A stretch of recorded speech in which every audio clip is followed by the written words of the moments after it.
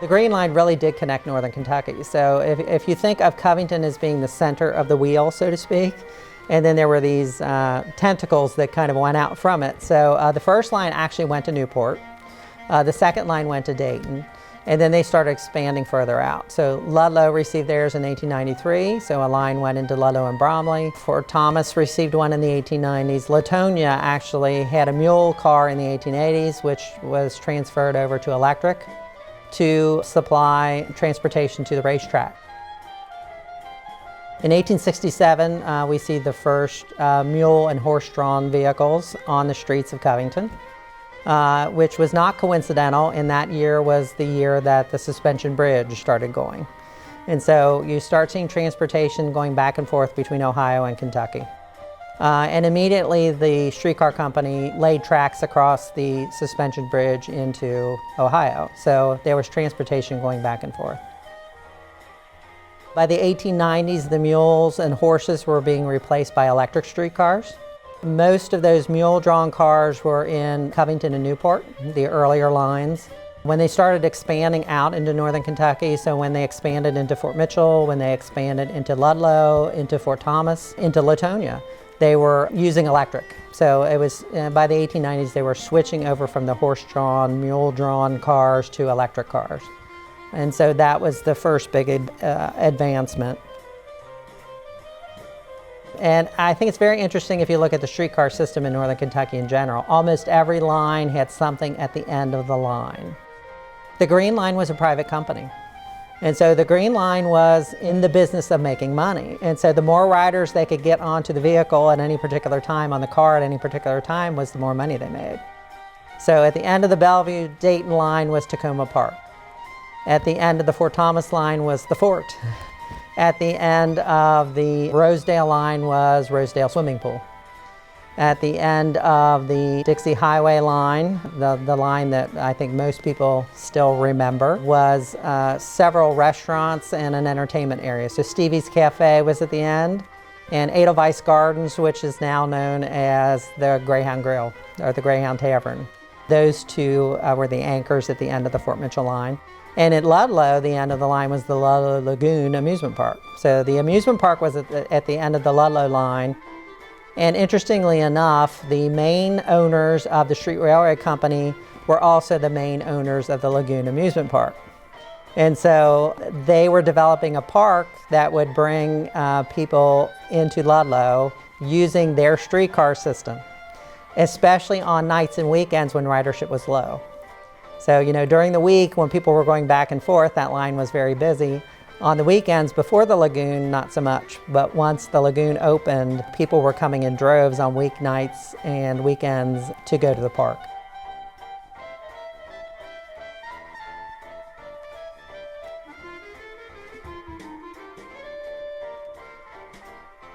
And when you think about it, this was the heyday of the streetcars was before automobiles became affordable for most people. So people were using public transportation much more than they do today. 1900, for instance, there were 14 million people that used 14 million rides, basically, that year on the Green Line. Think about the number of people using the Green Line for getting back and forth to work, for getting to wherever they needed to be. It was the major mode of transportation. The numbers of people getting on and off not only were large, and not only were they crowded, but it also could be dangerous because at a time, you know, you had horse and buggies competing with the streetcars, and then later you had automobiles competing with the streetcars. And so that conductor's job was very important also in making sure that people were getting on and off the trolley safely, especially in the downtown areas where there was a lot of traffic. It was a very effective and very efficient form of transportation, but it was always crowded. They were packing them in, you know, as many people they could get into the car as possible.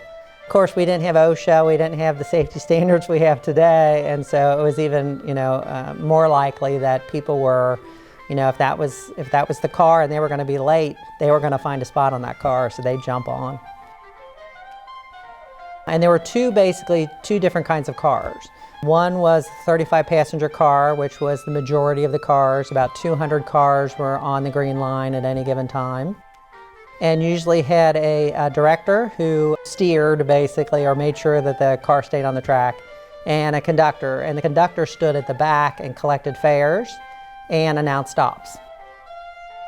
In 1917, the Green Line bought about 25 larger vehicles. The larger vehicles held about 50. And so they also had a brakeman on them. So the brakeman actually made sure that the larger vehicles actually could stop where they needed to stop. So we're here today in the parlor car, Kentucky. It was a very special car run by the Green Line, and it's one of the few remaining streetcars in the country. It was originally built as a conventional streetcar in the 1890s and converted to a parlor car, which was a more gracious social car. So we have these wicker chairs and a very convivial, convenient, pleasant environment. These cars were used for the executives for special outings, and people could rent these cars for family or group outings. They could go to Latonia Racetrack or to Lagoon Park in Ludlow and just rent one of these cars for the day. This is a very rare streetcar. There are one of the few left in the United States. The streetcar schedule was very important because basically the streetcar was there for two purposes. One was to get people back and forth to work, and the other was to get them to recreational activities. The schedule was a very definite schedule, just like a bus schedule would be today.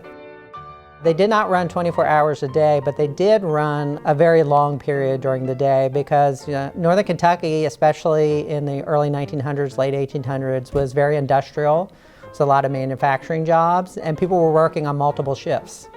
So when you think of today, the bus running for different shifts, the streetcar was doing the same thing. So it was important to make sure that people were getting to work.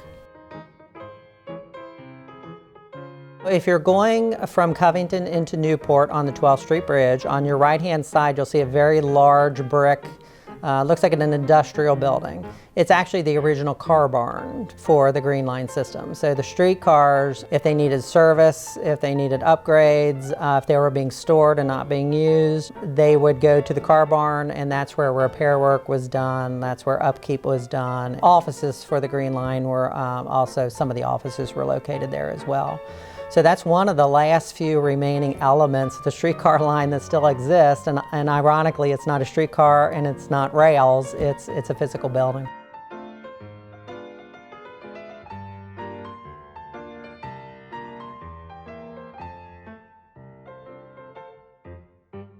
I'm Chuck Eilerman, and I'm a descendant of the Eilerman family that had the big clothing store at Pike and Madison in downtown starting in the 1890s.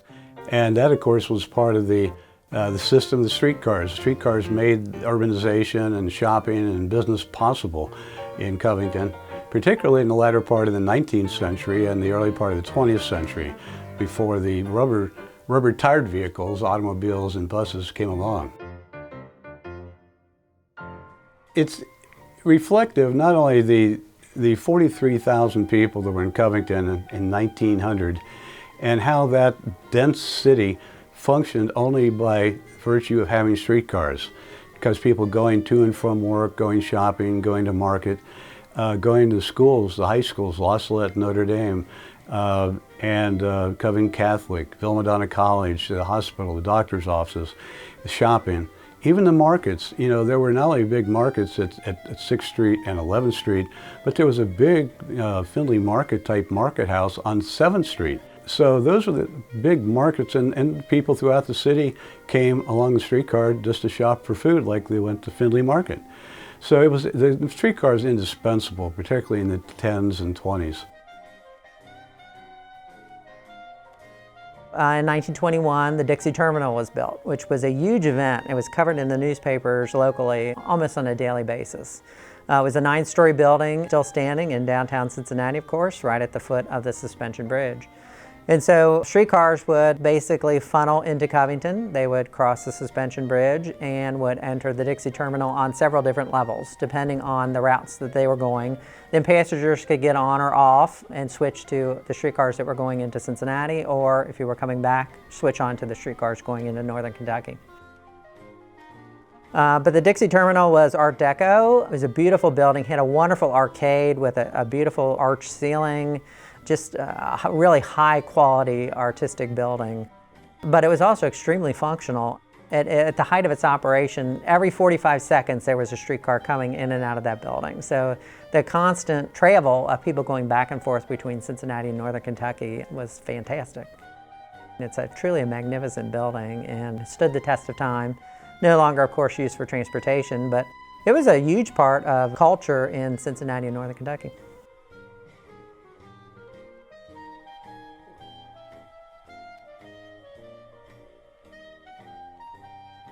The city of Covington was the primary beneficiary of the streetcars up until the 20s and 30s. And only then were the suburbs, the streetcar suburbs like Park Hills and Fort Mitchell developed, largely because the streetcar ran out through them.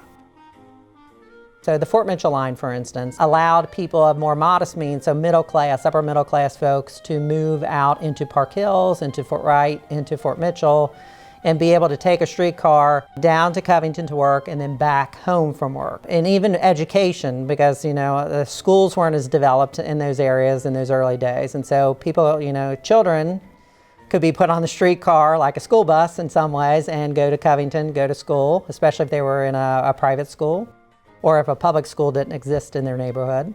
And then when school was over, get back on and come home. My mother grew up at the corner of Beechwood and Dixie Highway, and she'd tell me stories about, riding on the Green Line. She used to tell me her brothers used to jump on and off the Green Line, and they'd get mad because they didn't pay. And I think it's really interesting. If you were living in Fort Mitchell, Fort Wright before churches were built, for instance, people were going to their congregations in Covington. So you would hop on the trolley on Sunday morning and you would go down the hill to Covington. So early residents of Park Hills and Fort Wright, for instance, Catholics in particular, before there was a Catholic church out in the suburbs, were going to St. John or St. Aloysius. So you would hop on a trolley, you would go down the Dixie Highway, you'd hop off the trolley at St. John, or if you wanted to go to St. Aloysius or St. Pat's, you could go either way depending on if you were German or Irish. We think about all the things that are in the suburbs today. When you think about when the suburbs were developed, they were primarily housing.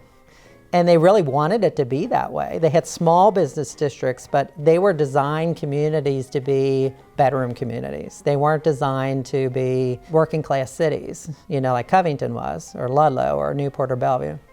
And so the zoning became very important for those early suburbs to make sure that they were remaining residential.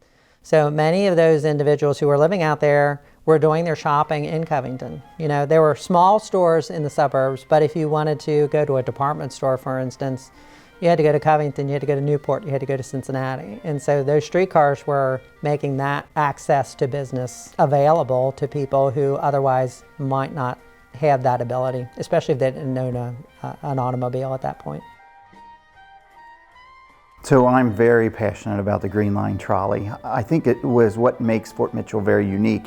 One of the things that Fort Mitchell has is we have St. John's Cemetery, St. Mary's Cemetery, and Highland Cemetery. 3 large cemeteries, and that's how people came up to their loved ones. What followed that is churches.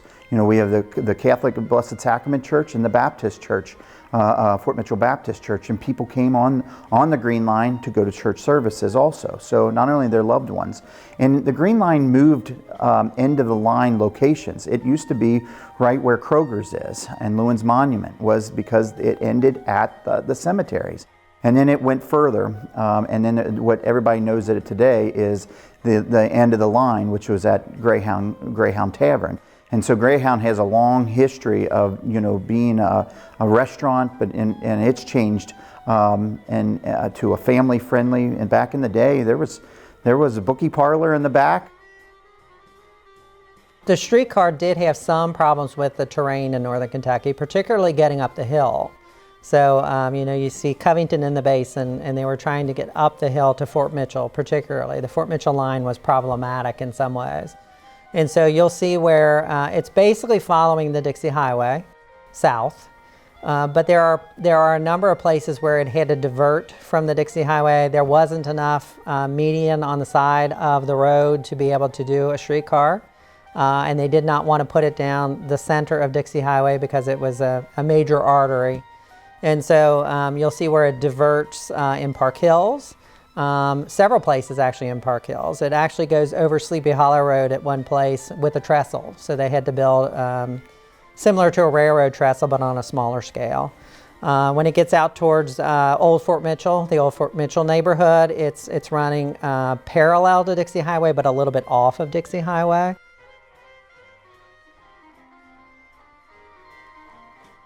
Approximately right at I-75, it actually started to go towards Mercedes-Benz, where Mercedes is, and we actually own a park. It's a green space, Iris Park. It's the corner of Iris and Fort Mitchell Avenue.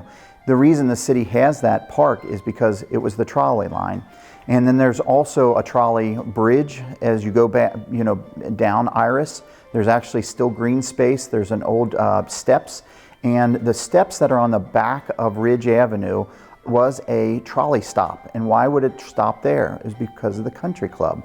The country club and St. John Cemetery were both right there, very predominant for a stop for them. And that's some of the oldest parts of Fort Mitchell, and the original Fort Mitchell was right there, and that was an original stop on Ridge.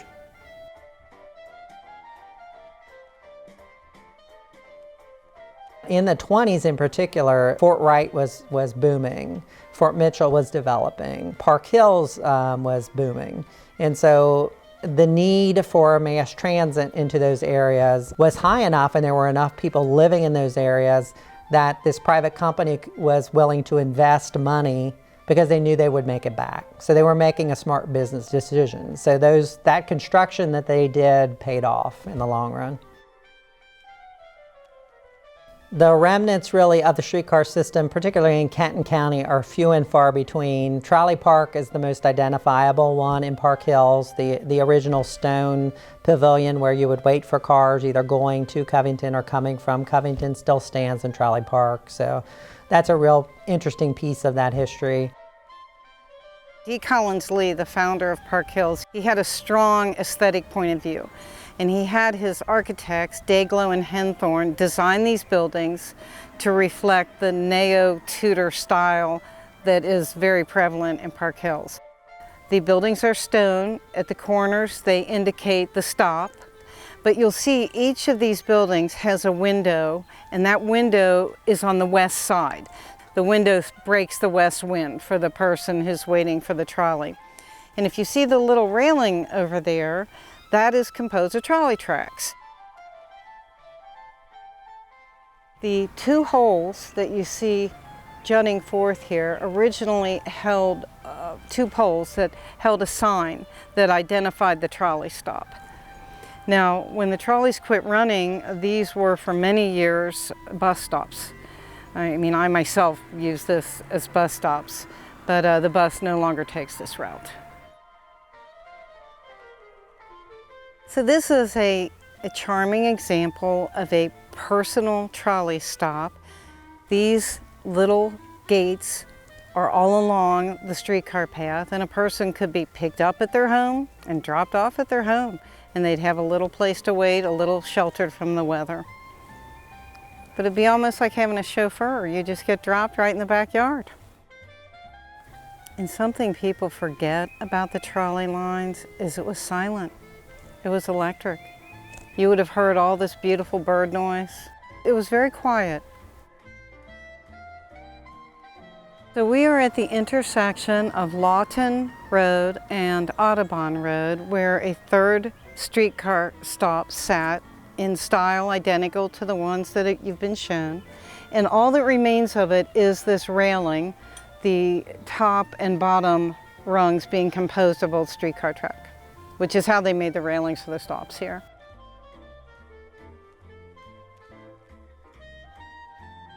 And from this juncture on, you would be moving toward DeVue Park, and then you would cross Sleepy Hollow on a little viaduct, move into Fort Wright, and then into Fort Mitchell.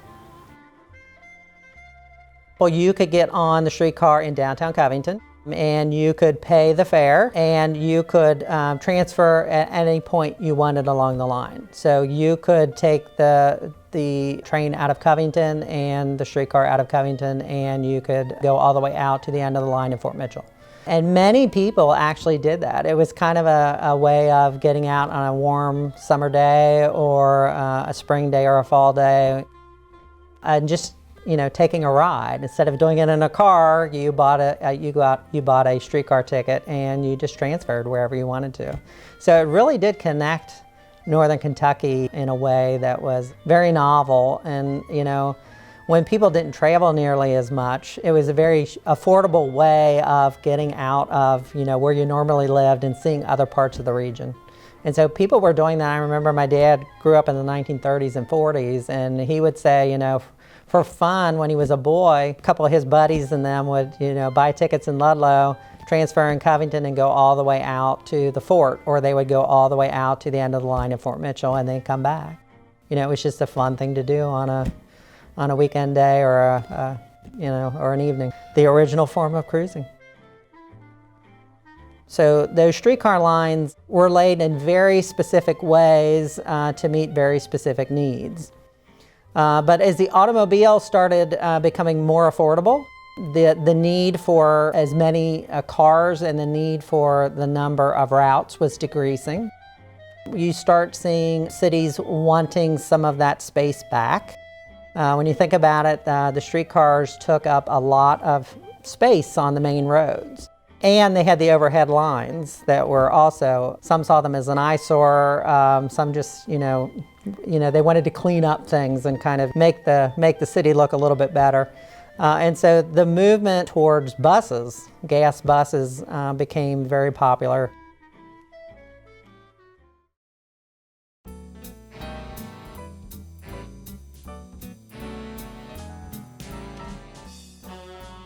The big flood of 1937 was bad news for the streetcars because it shut down the streetcar system, not just because of the flooding, but because of the electrical aspects of the streetcars. And so the buses were much more agile in getting around then and later. And so it was something of the death knell of the streetcars as the go-to conveyance for passengers in Northern Kentucky. By the end of the 1930s, basically the streetcars are dying. During World War I and World War II, actually, the number of people riding the streetcar increased because more people were working, women were returning to work for industry, and so the amount of traffic going back and forth between residential neighborhoods and where the manufacturing plants were located actually increased. And so during the wartime effort had a positive impact on the streetcar system for a brief period of time. Probably extended the life of the streetcars for a few more years.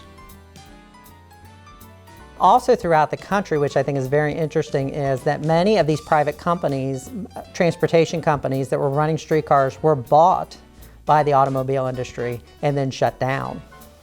So the automobile industry was making a very specific financial decision to replace the streetcars, the electric streetcars, with gas buses because that was, a profit for them. That was a way of making money. And so we start in the 1930s seeing a rapid decrease in the number of people using the streetcars and more people using gas buses. And then the cities were requesting that those gas buses replace the streetcars. Those odd medians that you see along the Dixie Highway, if you're looking closely, you can see where the tracks were laid at one time. Some of those rails are still there. Some of them were dug up during World War II for scrap metal. Many of them are still there. They were just asphalted over. When you think when the original streetcar lines were laid, most of those streets were brick, or not even brick, they were dirt. And so when they started using asphalt to do the streets, It was just easier to cover the tracks than it was to dig them up. And so many times those main streets throughout northern Kentucky that had streetcar lines, the lines are still there. They're just under asphalt. And about 50 years or 60 years worth of asphalt. I think the legacy is the visions from the mayors in the 60s and 70s that instead of developing the trolley line, they really made sure that they kept that as a green space. We've had a lot of conversation about the trees, in the green space, and making sure that as they're maturing or anything else, we've done tree replacement programs just to really make sure that that's the legacy, is making sure that that trolley line stays beautiful along the Fort Mitchell-Dixie Highway.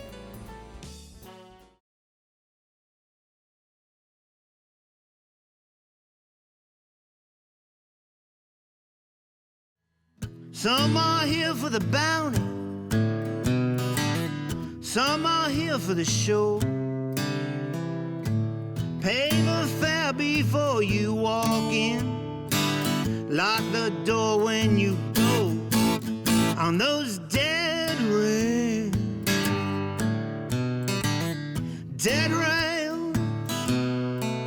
you're on the wrong trail and your benefit. Been riding down the dead rails too slow.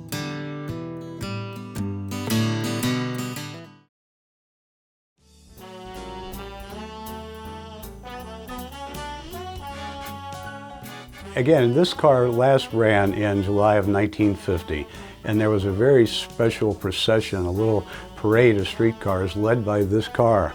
And it came over the suspension bridge and came out through Fort Mitchell, out to the end of the line up near Orphanage Road and the Greyhound Tavern. And it was a pretty special event. So after the final run of the streetcar system in northern Kentucky, it was decided that that part of our history needed to be preserved, and the Transit Authority of Northern Kentucky stepped up. They were the successor to the Green Line Streetcar Company. And so Tank decided that they were going to restore the original streetcar. That was done, and then they started looking for a home. So they wanted it to be on display. And the Behringer Crawford Museum was an obvious choice. And so it was a really good fit. A large portion of the addition on the first floor was devoted specifically to transportation and to the streetcar system. It's a very interactive piece in the museum, and it's a really great tie back to those streetcar days and that form of transportation in northern Kentucky. I think the streetcars in many ways tied northern Kentucky together, not only in a physical way, so it linked communities, but it also linked people within communities. And so people were riding the streetcars with the same people they did every day. And so, it was a community building experience. People would sit and talk, letting someone do the driving for you, sitting back, relaxing, reading the newspaper, talking with your neighbors, talking with your friends. An experience where you got together and just, were part of the community. And so I think that nostalgia harkens back to a simpler time. We're probably never going to see in northern Kentucky again that experience of so many people getting on a streetcar and going to work or going to play or, just hanging out with one another, The experience of riding a streetcar was something that people just don't forget.